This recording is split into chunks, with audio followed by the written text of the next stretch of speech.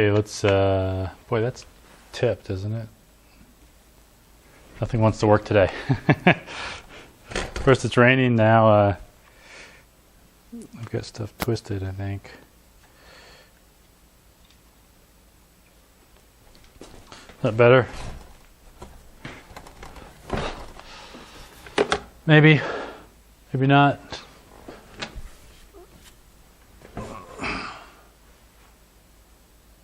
Got insulation falling down.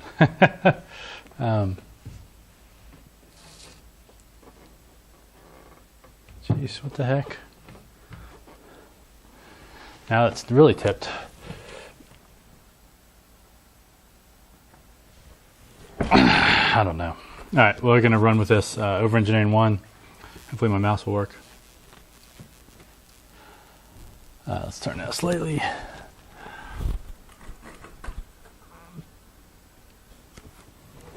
All right. Hi, welcome to the Voice of the DBA podcast. I'm Steve Jones. It's called Over Engineering. I stumbled upon an old blog recently by Neil Davidson. Now, he had kind of recycled this on Twitter. He posted it one day and I followed it. And it kind of talked about design and some of the bloat that occurs in software teams over time and some of the difficulties you have. Now, in his post, he references another blog by Moshe Letvin. Apologies if I have the name wrong. He's one of the developers that worked on the shutdown menu in Vista. Ran out of breath right away. Now, as I follow and read that post, I was amazed to find, I should check these numbers, I guess.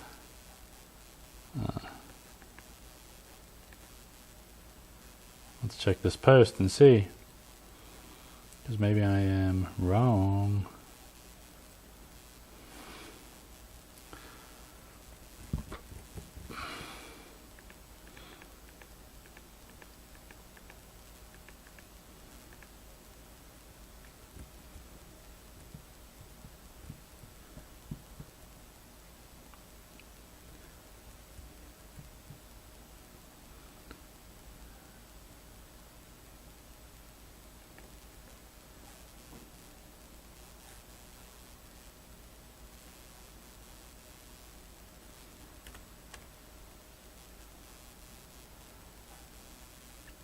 All right, let me find my thing again.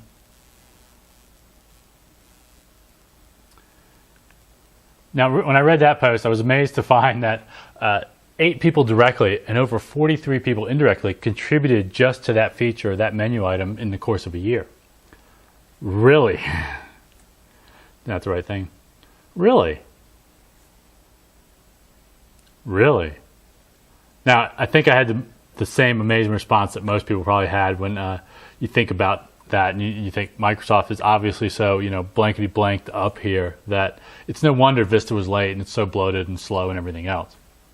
However, in that post by Moshe, if I read through the comments, I'm amazed at all the different perspectives and all the different views that the people have that provided comments.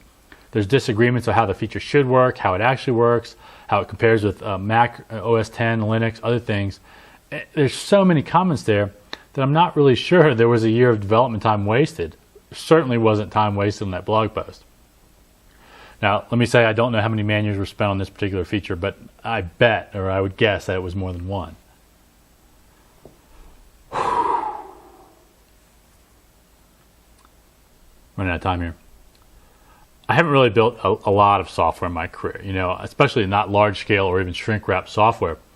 I have built, a number of applications. I've worked for a variety of companies, and maybe I don't really understand how things work in the real world or how they work now, but I do have an idea, and I really think we tend to over-engineer our software much, much too often. I see people constantly that try to design every contingency into their product. They think of every possible way or it could go wrong, or every kind of blah, blah, blah, blah, blah, blah, blah, blah, blah.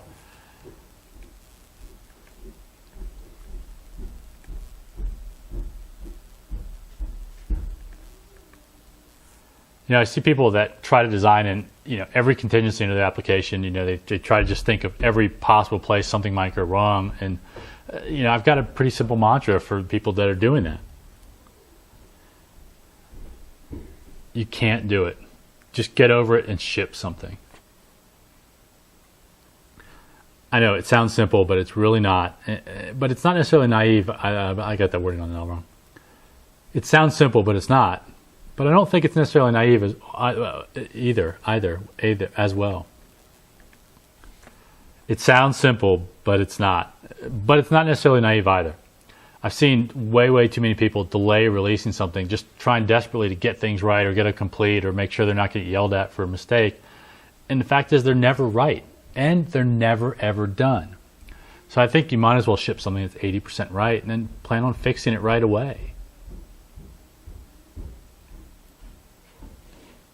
Maybe you charge less for initial versions. Maybe you do some long beta cycle. Maybe you do some other things to make sure you do have revenue, but you're also going to let people know you're fixing things. I'm sure plenty of people are going to disagree with me in the forums. They always do when we talk about software. And so many people say things should just be built right the first time. But I don't think they ever are or ever can build. But I don't think they ever are or that they even can be.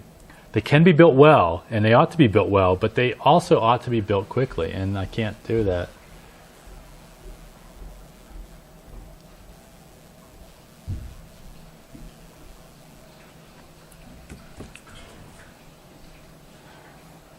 Kids are killing me here. I tried to go shoot outside, the wind stopped. Kind of stopped. Didn't really stop.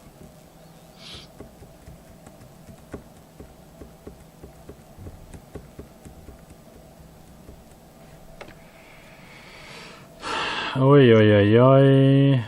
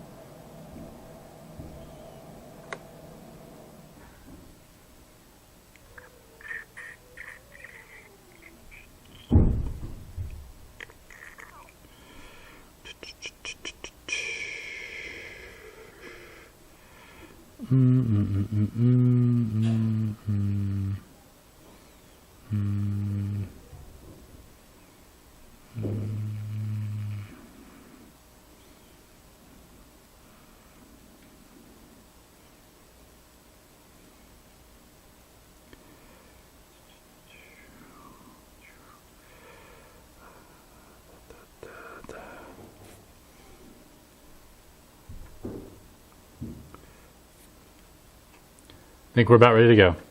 Trying to make my tubes wheel. I like tubes. It's fun. Alright, let's start again.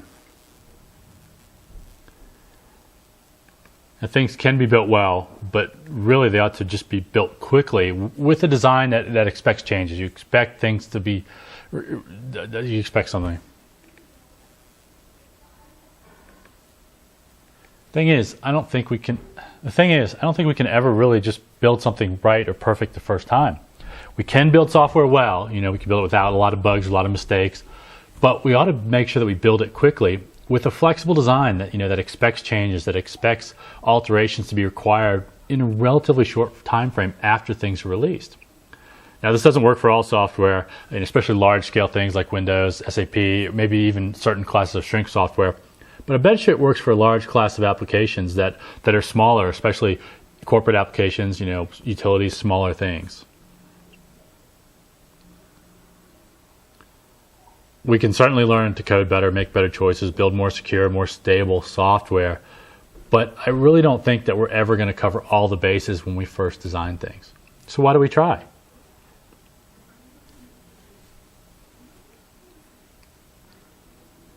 Build something that works most of the time, and then just try to refine it from there.